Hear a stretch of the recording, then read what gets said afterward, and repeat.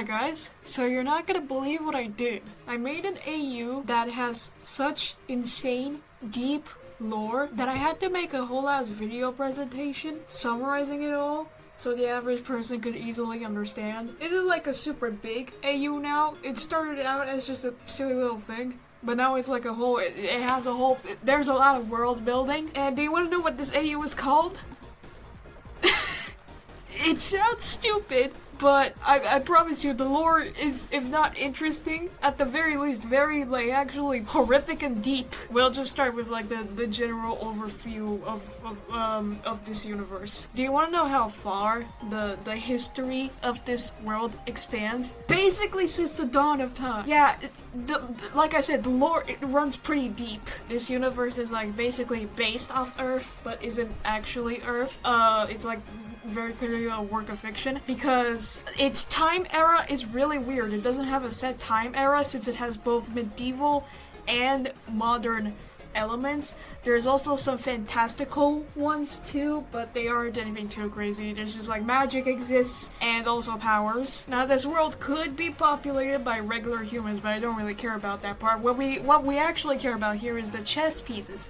Now the chess pieces are basically human embodiments of chess pieces. It's in the name. They're like humans, except for the fact that they don't age. They're basically immortal. I mean, they can die, but they don't age. They just like pop out as already fully fleshed adults. Also, they don't have blood in their bodies. Their blood is actually more like a brown, slightly thicker fluid that's supposed to kind of be like wood stain because of the fact chess sets are gonna have the pieces made out of wood. I don't know, I just thought that was cool. And also the fact that some of them can get revived out of death. They can just like get revived by somebody else. So but other than that, they're pretty much like regular humans. Now when it comes to the chess pieces, they also kind of have like subsets. Like their collective species is chess pieces, but then there's like subspecies.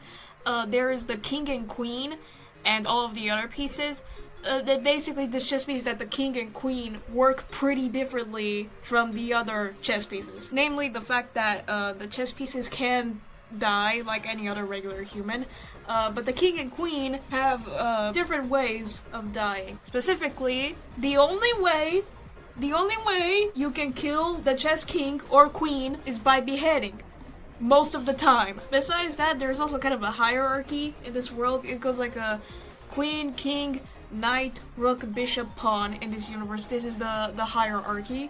This basically means that the higher up this pyramid, the more like privilege they have, like the more like important status and all of that. You get how hierarchies work. Now we can get into the characters. Yay. We'll start with the king and queen first, and then we'll cover everybody else. Let's just get the hard ones out of the way. So the queen, who I made Eve, this art is pretty old, I'm sorry, her crown looks like ass, but it's literally the only one I've got. So the king and queen like ruled together with like basically the same amount of power more or less, but eventually the king became tired, which I'll elaborate on later. So now it's mostly just the queen that's ruling, and she is like essentially the most important one. I mean, the king is important too, but he's more so in the background. The queen is currently in the danger zone. I'll explain this in a bit. And she is basically emotionless due to a generational curse. So remember when I said that the history of this universe extends as far back as to like the earliest you could think of? Yeah.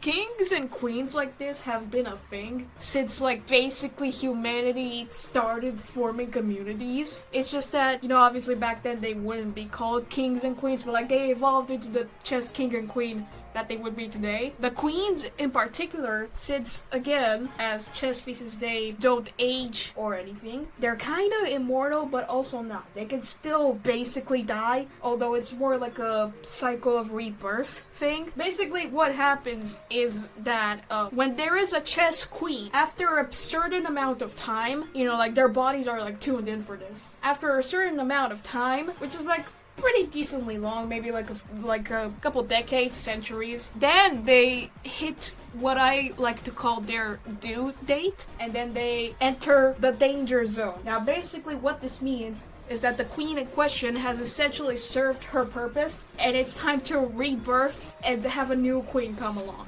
So what happens is that the queen can stay in the danger zone for a while, like she's still like past her due date, but she's not gonna immediately rebirth. She could still stay in the danger zone for a while, but eventually her body like will have enough and force itself to rebirth. It's basically a metamorphosis thing. You know how when you own a male cat and sometimes he will just like randomly disappear for like a week and then come back as if nothing happened? That's what they do, but without the coming back part. When they're in the danger zone, they could either get overthrown and exiled, which would obviously like banish them from the kingdom, you know, they disappear, or they will just like disappear by themselves, like they will just fucking leave. And what goes on is that the queen rebirths herself to create a new queen to come along. So, like I said, it's like a metamorphosis thing. The body of the previous queen essentially becomes a cocoon for a new queen to be formed. But it's like a small part of her body. So the queens across generations do share memories, but that's it. Every queen is still like unique and individual from each other. But like they are like a little bit of a hive mind basically, where they share some memories, some like vague memories. Whatever queen is currently appointed now, in this case it's Eve, she does have memories from the lives of the queens who came before her. So it's kind of like basically like they're having daughters, but not really. It's not really seen that way, but like that's the easiest way to explain it. If we assume that when the queen is like past her due date, like her body knows you've served your purpose, it's time to rebirth, it's time for a new queen to come along, I guess that could count as death, essentially. They just like go out and kill themselves when it's time. If anybody were to try and kill a queen, like at all, if they are not in the danger zone, then pretty much nothing happens. The queen is like entirely invincible. She can be beheaded. That will have effects, but it's not gonna kill her. The body and the head are basically just gonna like reconnect back to each other, and she's gonna act like nothing happened. The queens are pretty fucking weird like that. And also, I should note that like the very first queen that ever existed, like in prehistory or whatever, she was just like a regular person, you know, she had emotions, she had empathy, but with each new generation of queen, as they stray further and further from the very first original queen, they have like a generational curse where each new queen becomes like more and more emotionless compared to the previous one. I guess emotionless is the best word I can use. I know psychopathic is a strong word for this because psychopathy is usually like a stigmatized concept, but psychopathy itself doesn't inherently mean that the person with that trait is like some sort of evil mastermind. I would basically say that Queen Eve is psychopathic at this point. Like, she doesn't have any empathy. She physically cannot feel empathy anymore because of the curse. But that doesn't mean she's evil or anything. She doesn't rule with an iron fist. She appears like very cold and dispassionate and kind of strict and like very logical. That's just because she like physically cannot feel empathy and emotion anymore because of the curse. But again, that doesn't mean she's evil. She still like shows concern and care at times just because she knows it's the right thing to do. Like, that's what she should do. So like, she's not evil or anything. She still, at least she appears to care. Even if she actually doesn't, she's still making an effort to like look like she does. So she's not like evil or anything. She's literally just, she's emotionless but still has common sense. Now the king, who is Zero, this is more so how he looked in his heyday, I would call it, I guess. Now just imagine this guy is very like sickly and tired looking. His life status depends entirely on the queens. So the kings work in a similar way to the queens, where like they also have a rebirth cycle like that. But their bodies aren't like put on a timer. Sorry, voiceover jump scare.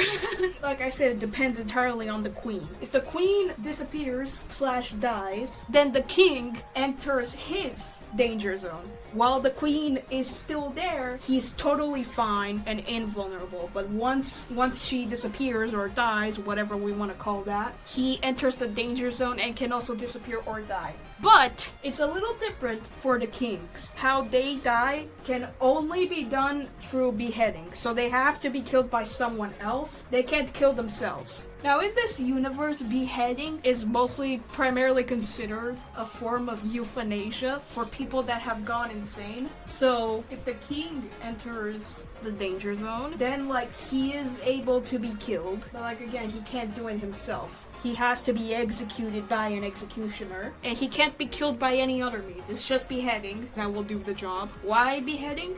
Because it's cool and, like, medieval, I guess. Why do you care?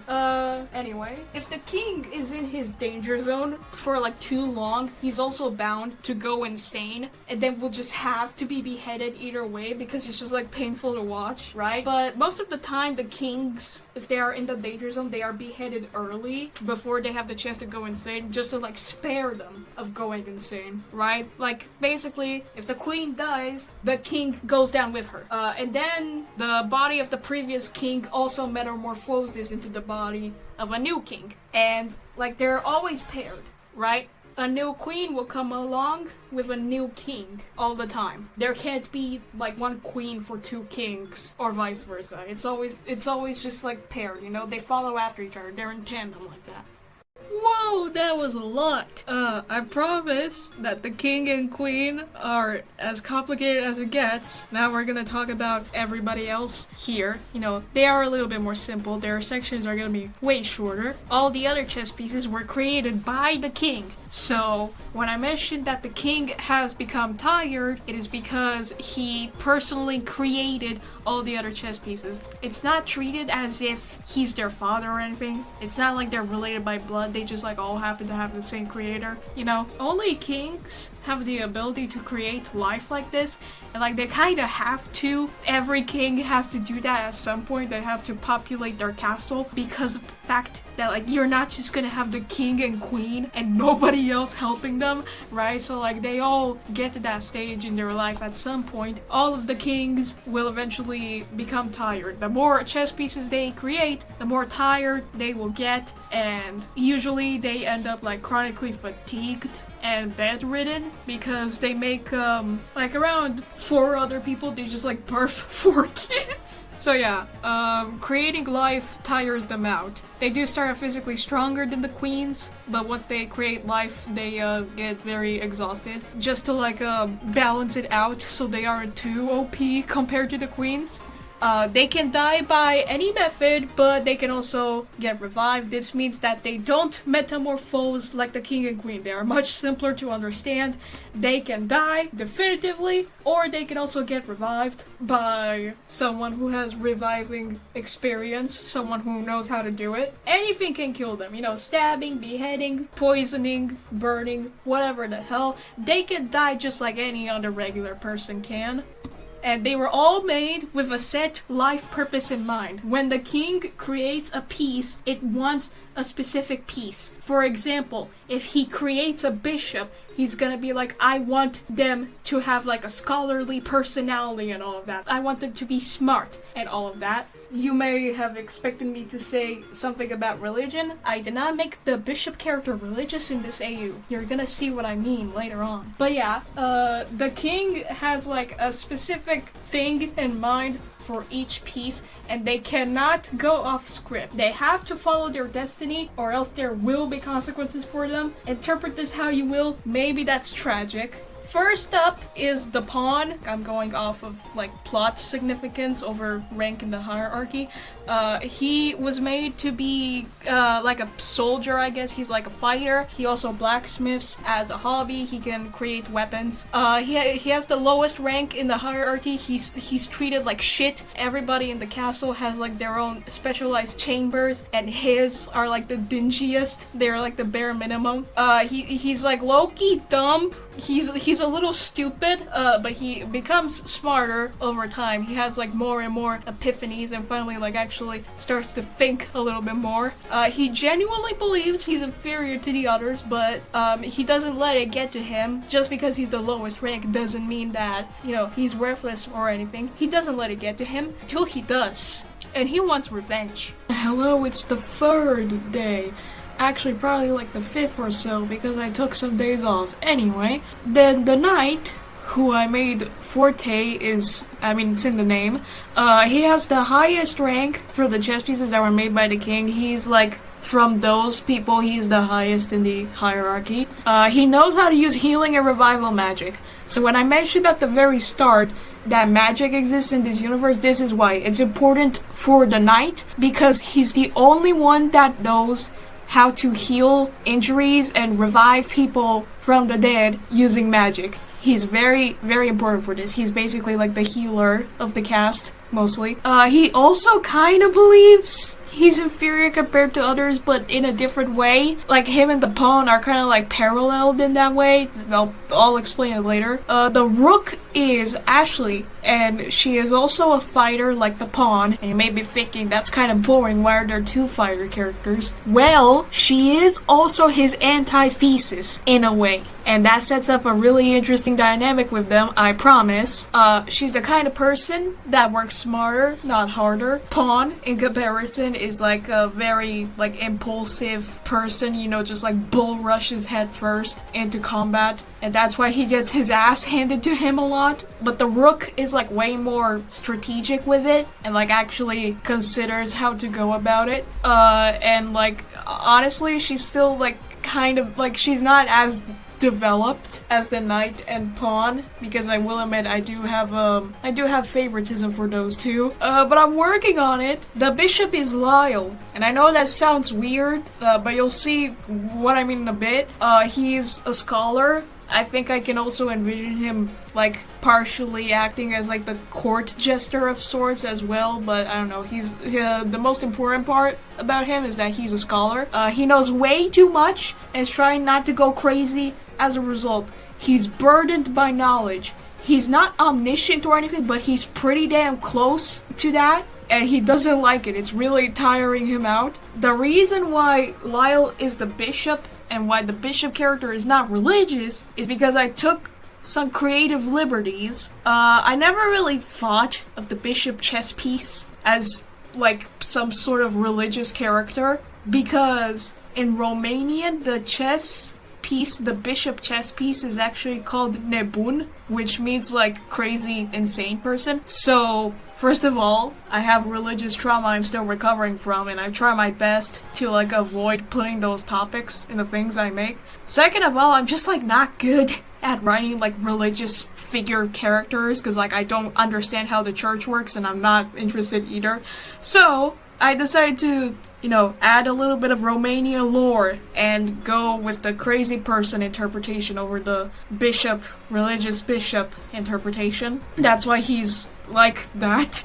He's also kind of a work in progress in terms of like his character and stuff, but he's cool too, I swear. Now, section 3, we can actually get into the plot. Can you believe it, guys? Like, for context, I should note that chess matches in this universe basically mean war. A chess game is basically like going to war in this universe. It's like having a battle. I did not mention it up to this point because it doesn't matter. The main cast could represent either the white chess pieces or the black ones. It does not matter. Whichever one they are, their enemy is the opposite, and their enemy is also not very important. There are casualties, of course. That's how a chess game works. You know, they always fucking die during these. If the knight did not get killed in war, then he will revive his fallen comrades after the fact, and then they just do this over and over again. It's like a cyclical thing. They keep fucking going to war, because, you know, chess is still like a popular game that people play. There are infinite chess battles to be had.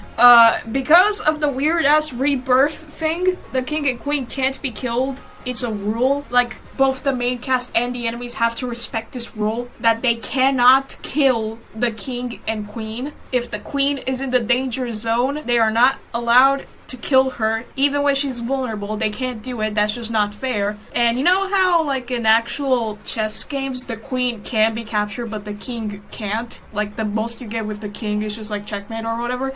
That's the equivalent of, like, the king is especially important in battle. He should, like, especially be protected. The queen as well, obviously, but the king even more so. The queen can still be wounded, the king cannot. That's just, like, not fair. The king and queen also have knowledge of revival magic, not necessarily healing. So if the knight has also fallen, then they got that covered. Speaking of which, the knight's healing and revival magic stuff only works on his fellow chess pieces. So only on the rook, bishop, and pawn. It doesn't work on the king and queen because, ouch, fucking ow. I knocked the fucking knuckle on my finger onto the desk. That hurt. It won't work on the king and queen because of the fact they have like differing biology. They die in a different way. So this is like the actual conflict of the story, the setup to it, and the actual conflict itself. The king creates the pieces in order of the hierarchy, as in first came the knight, then the rook, then bishop, then pawn, with a few years or a few decades intervals between them. He basically just like, whenever he made a piece, he was like, oh shit, we need more than that, and just like kept making them. Pawn is the last one he creates. He's like the most recent, and then the king officially cannot do anything anymore. Like four pieces is like his limit. 4 kids. Birthing 4 kids, that's his limit. So now the ruling responsibility is placed primarily on the queen. Before then it was like shared basically 50-50 between them. Now it's mostly on the queen because the king can't do shit. She realizes that being a queen with much less help than she got before is hard to do, and sometimes that makes her feel a little frustrated or stressed out. And whenever that happens, she especially takes it out on the pawn because she believes that the pawn is to blame for the king's condition in a way, because he was the last one to be created before the king became chronically fatigued and bedridden. The pawn also gets thrown around like a sports ball all the fucking time on the battlefield because he's impulsive and reckless and kind of stupid and unaware, like very unaware, despite, you know, the treatment he gets from the queen and from the enemies on the battlefield. He tries his best not to let it get to him, but one day, the rook, who is like a very observant person in contrast, is like, hey, I noticed that like everyone just kind of like mistreats you in particular because you're the lowest rank. They think they're just like free to do that. Like, what do you think of that? Isn't that weird? And the pawn is like, huh, I guess that is kind of weird. Then that one interaction. So the rook is like the whole catalyst for the story in a way. Just that one interaction between them flipped a switch in the pawn, and like now he's like becoming more aware of how others are treating him. I should mention that like his fellow chess pieces, you know, his fellow castle mates don't treat him too bad. They do make a lot of jokes at his expense, which he previously just found funny. But then after that one interaction with the rook, where she just like casually asks him, hey, have you noticed this? He starts like basically overthinking it and starts to interpret it as like bullying. So he also like gets mad at them and takes their jokes like way more seriously than before because he's just like overthinking it. Like, what if they were joking but they like actually mean it? And then because of all of that, he just like starts to build up this like resentment towards the world, towards like everyone that has treated him badly, even a little. And this just like keeps building up for several years. You know, he's like secretly, he's bottling it up, but he's like secretly getting more and more like snappy and grudgeful. And this creates a sort of like negative feedback loop in relation to the queen. I don't know if that's the right term, I'm pretty sure it is, but it's basically like the pawn becomes more angry, which affects his mental state, which affects his performance in battle, leading the queen to criticize him even more, which just makes him even more angry, and so on and so forth, until eventually the pawn has enough and just kind of snaps on her. He like violently overthrows her and takes the throne for himself. This is why it's important to note that Queen Eve is already in the danger zone. Her body is already fully prepared to metamorphose, so she can be killed and all of that. Although the pawn didn't like behead her, because the whole thing about the king and queen's metamorphosing, I explained the lore of that, but in universe it's actually not known because, again, metamorphosis requires like a private, quiet environment, so nobody actually sees how it all happens. So canonically, this is actually a mystery, with a few exceptions. that I'll mention soon in just a moment. So like it's ambiguous exactly what he did to the queen. I think he just like basically chased her out of the kingdom, maybe like fought with her, wounded her a bit to weaken her. But he didn't end up actually killing her because again, the only way to kill a queen if she's past her due date is by beheading, and he didn't do that. But basically the queen has been overthrown and exiled. She's not present in the kingdom anymore. She has disappeared forever. The pawn, now in the queen's place, basically just like rules with an iron fist out of sheer bitterness. He's just like letting out all of his frustrations. He's taking them all out on the kingdom and the people who had mistreated him. He's like very cruel leader. But remember when I said that the chess pieces were created with like a specific identity in mind, and if they try to go against it, then they'll suffer consequences? The pawn, now that he tried to put himself in the queen's place, is suffering like a massive loss of identity because he's realizing he just threw away himself and his humanity and his passion all for the sake of vengeance and power, and that like really just like fucking breaks him. So he doesn't even end up too happy with his position in the end. He just becomes like very dispassionate. He doesn't want to blacksmith anymore. He doesn't want to hang out with his friends anymore. He honestly, even in battle, he presents as like pretty disinterested in whatever the fuck is going on. Like he clearly doesn't know what he's doing, but also doesn't care. Now, this is the bishop's time to shine. My intention with this story was to try my best to make all of the characters important in some way at some point. Now is the bishop's time to shine. He has a role in the overthrowing of the queen. He is the only one that fully knows how queens and kings form and die. So he's aware of metamorphosis. He's aware of the whole reincarnation cycle thing. The knight also kind of got an idea, but it was like a very, very vague one. The bishop is the only one that fully knows. And he's especially uneasy about the pawn replacing the queen because he knows this will disrupt an entire biological cycle and would probably cause massive problems for like everyone. And speaking of the knight who was close to the pawn becomes conflicted and can't act. When I said that he also believes himself to be like kind of inferior in comparison to others, it's because that the knight basically revolves his entire life around the king and queen. Like he firmly believes the only reason he exists is to serve and protect the king and queen. And without them, he will also have an identity crisis. So you can imagine that once Eve gets overthrown and exiled, that he has no fucking idea what to do. He's like absolutely distressed. This is like breaking him inside because he's not sure how he's meant to act. He's always relied on the king and queen to give him his purpose, and now without them, he's just completely lost. Theoretically, he would want Eve back so he can like stop feeling this way, but he also doesn't have the heart to take down the pawn because they're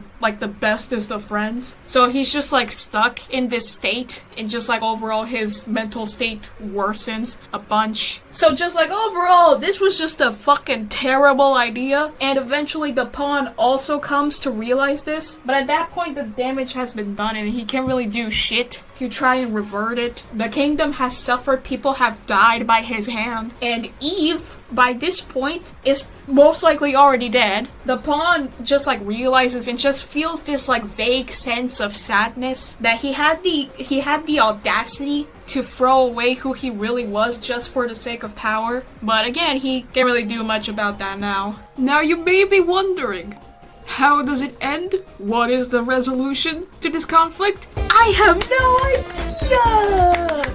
I don't know. I've had this AU for a while already, like a year or so, and I still have no idea what to do for the ending. So I guess it's just ambiguous.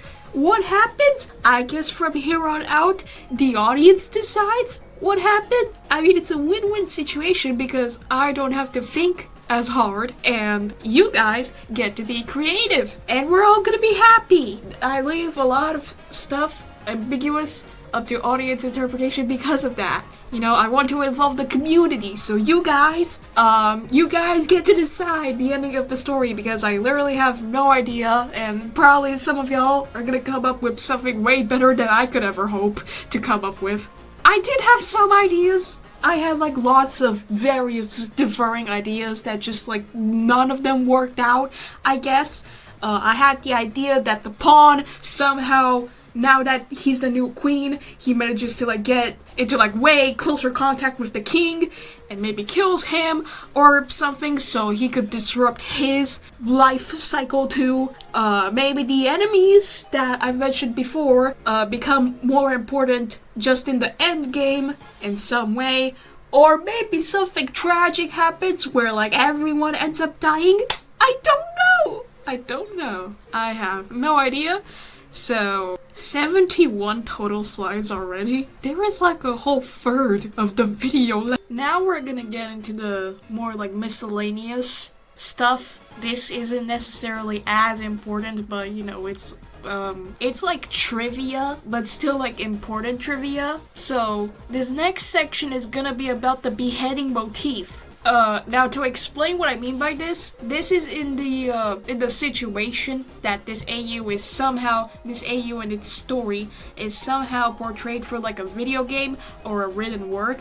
I even made some mock-ups for the former, which I will put on the screen right now. But because of that, the beheading motif is basically referring to the fact that beheadings and guillotines get mentioned like a lot in the story. I mean, not necessarily a lot, but like too many times that it's no longer coincidence why this happens. Now, since I am sharing this with a general audience, I've not made it public yet exactly what this motif is referring to. Only a few select friends know exactly what's going on. But I will say this now, that the knight, rook, and bishop are the most important to this motif. The knight, the beheading motif in particular, originates from like some sort of event. Again, I'm leaving it ambiguous, so the general audience is free to theorycraft, but like something happened in relation to this, and the knight apparently has witnessed it, and it seemed to be like basically traumatizing for him, because now whenever guillotines and beheadings are mentioned, he gets like really tense and doesn't really want to talk about it. The rook is related because I don't know how to say this without like giving it away. I'll just say that like she hasn't been beheaded, obviously, she's still alive and standing, but she's gotten close to it in a sense, not like literally. It's more figuratively than that. It's more vague. I'm making this vague, as I've said. None of y'all get to know exactly what's going on here yet. Sometimes I pick favorites. And the bishop is related to the beheading motif because I think I mentioned this earlier. I don't know if I did. I completely forgot. But beheading in this universe is primarily considered a form of euthanasia for people that have gone insane, and the bishop is pretty damn close to going like totally nuts, so he is at risk of being beheaded at some point in the future. And now here are some character dynamics to consider. Basically all of them mostly fixate on the knight, but we'll just pretend it's not like that. First off, the pawn and the knight are, they have a lot of stuff about them. Mainly, they're fucking gay as hell, but they're both stupid, so they don't really realize exactly how gay they are, but like they ride on knight's horse together and pawn holds him by the waist. They train together, they do a lot of training together, and they comment about each other's bodies and strength and all of that. They also take baths together. The knight is doing it just to be nice because he knows that the pawn's quarters are really dingy and not as well taken care of or luxurious looking as his own, but like, you are taking a bath with this man. You could end up seeing his dick, and then they hug like that, and they say, oh, you're just my bestest friend. Like, I'm sorry guys, I don't know how to tell you this. Emotional attraction to a man is still attraction. I'm afraid you're gay. They are also doomed, yaoi, because in the end game, when when the pawn usurps the queen, the knight loves both of them in different ways. He loves Eve as his superior that he knows he has to serve and protect. He's very grateful for her because without her, technically speaking, he wouldn't exist. But he does also love the pawn a lot as like a very close companion. So he's like torn about it. He doesn't want to hurt the pawn, but he also doesn't think that pawn should be the queen and all of that. And the pawn eventually also realizes the fact that him becoming the queen was a bad idea.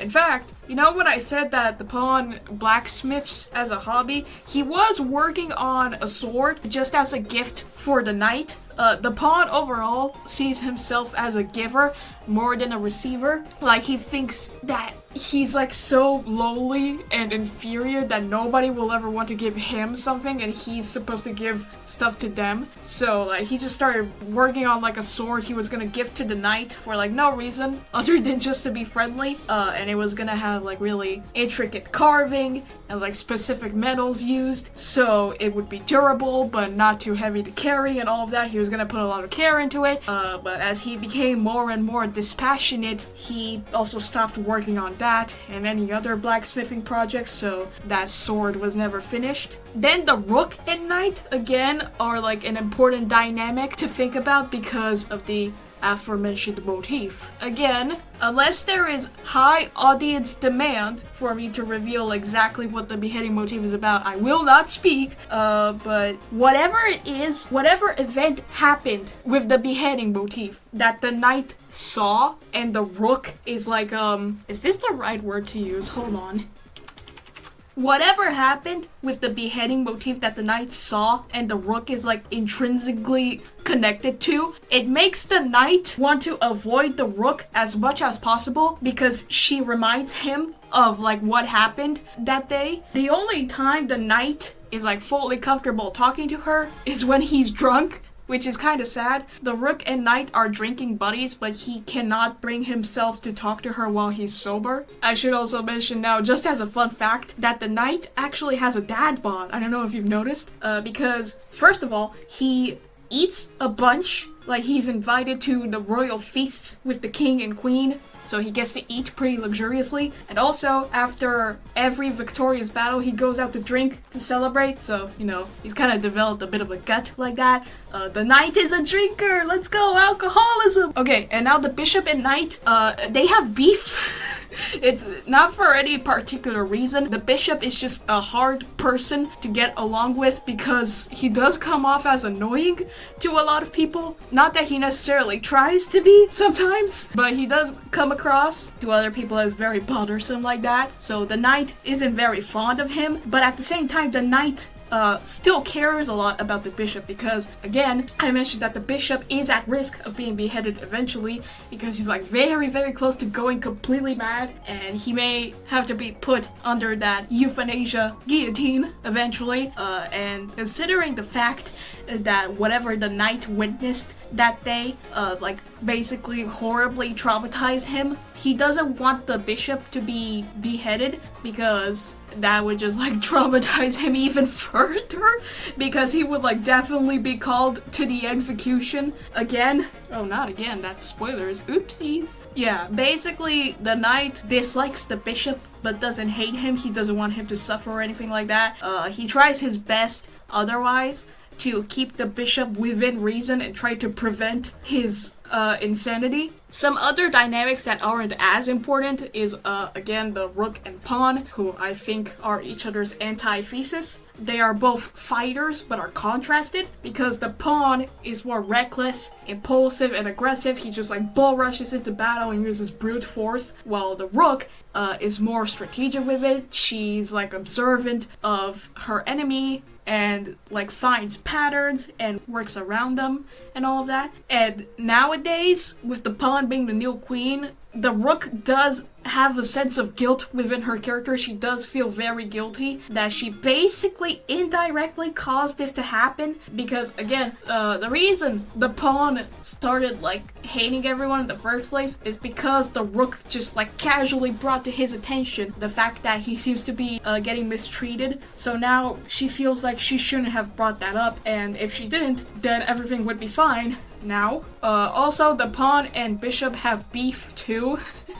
But it's like really silly with them. It's kind of like two high school mean girls fighting a lot of the time. So yeah, that's basically their dynamic. The king and queen, by the way, I guess they would be pretty important too, huh? But like the king and queen aren't necessarily married or in a relationship or anything like that. I guess their overall relationship is ambiguous. They are both pan-romantic in this AU, so there is the possibility that they would be attracted to each other, but I'm not making that canon. I'll just let people think whatever the hell they want. I imagine it more as they're just like partners, not romantic partners or anything, but like more like working partners. Working in the sense of like working to be royalty, I guess. But yeah, I don't know, man, that's basically it. That was a lot of yapping, wasn't it? Sorry. So, fun fact, at one point, I've made this entire video on my computer, by the way, and at one point, I was recording something, and my computer suddenly shut down, and it would not turn on for like a week until one day there was a power outage, and when the power came back, my computer suddenly magically turned on again because it was plugged in. So as the power returned to the wire and the cable, you know, the computer would get turned on as well. And like, I managed to retrieve the corrupted file. I did have to pay for the repair, but whatever, it was worth it because that was like 20 minutes of this video that I could have lost otherwise. So like, before I got to repair it, I was like really depressed and considered like abandoning this project altogether, but eventually I fixed it, and now hopefully my computer will not have a freak accident again. Maybe I will put some more stuff about this AU in the description or pinned comments or whatever the hell. Knowing me, I like to add a lot of side notes after the fact. But yeah.